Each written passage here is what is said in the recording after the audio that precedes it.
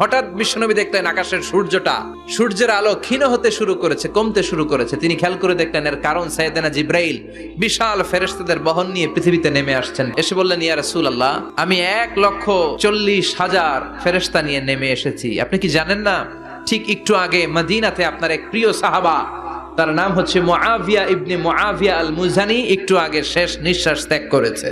সাইয়েদনা জিব্রাইল বললেন, ও নবী, আপনি কি আপনার প্রাণের সাহাবীর জন্য গায়েবানা জানাজা পড়বেন না? বিশ্বনবী বললেন, অবশ্যই পড়ব। সাহাবীদের মধ্যে ঘোষণা দিলেন, ও সাহাবারা, তোমাদের ভাই মুআবিয়া ইবনে মুআবিয়া আল মুজানি কিছুক্ষণ আগে মদিনাতে ইন্তেকাল করেছে। তোমাদের ভাইদের জন্য সবাই বাইরে বের হয়ে আসো, এই মুহূর্তে আমরা গায়েবানা জানাজা পড়ব। বিশ্বনবী প্রথম কাতারে দাঁড়ালেন, হাজার হাজার সাহাবারা লাইন ধরে দাঁড়ালো।